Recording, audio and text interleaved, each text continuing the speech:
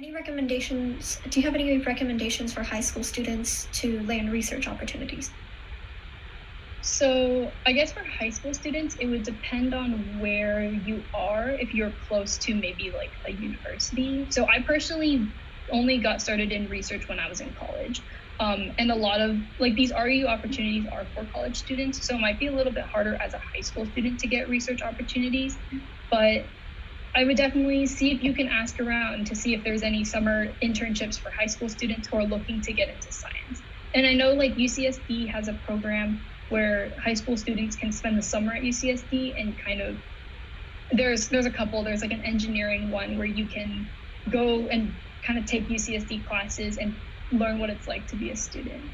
But research opportunities for high school students, I don't really know of any opportunities, but definitely worth asking around.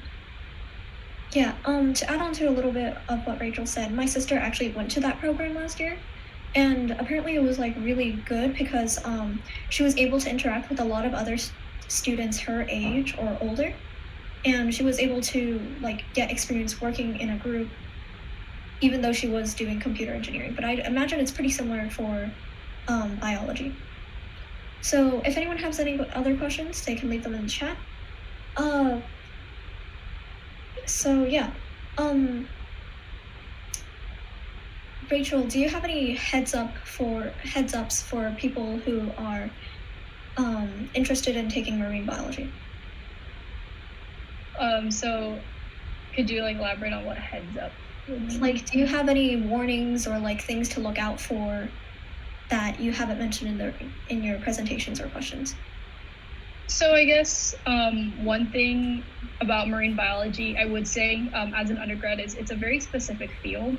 So if you're interested in studying marine biology in college, you also want to make sure you have the fundamentals down. So you have a strong foundation in things like biology, general biology, chemistry, physics, math.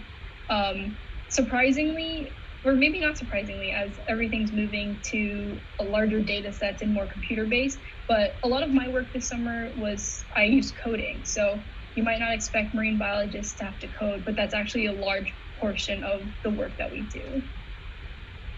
Okay, so we just got a new question. What's the most memorable moment you had on your research cruise? I guess the most memorable moment was, I maybe should have put that video in, but when we were out on the boat, I was telling the person that I was working with, like, I haven't seen any marine mammals. I haven't seen any dolphins or whales or seals since we've been out here. And right when I said that, she pointed out in the horizon and she saw a dolphin, but it turned out to be a very large superpod of dolphins.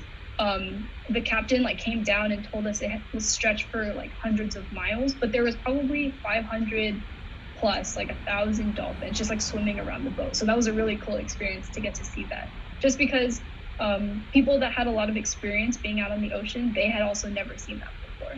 So it was definitely very unique. All right. So we just got another question. Among your undergraduate classmates, would you consider yourself unique in knowing what you wanted to pursue? I think among my classmates in general, usually in college people have things figured out, but there are definitely a lot of people who don't know exactly what they want to do in the future.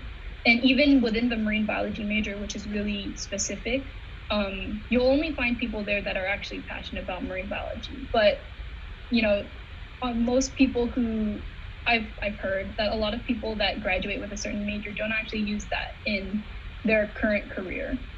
So I wouldn't say I'm unique in knowing exactly what I want to pursue, but I think that makes my life easier because I know what my next steps are. All right, so we have time for probably one more question.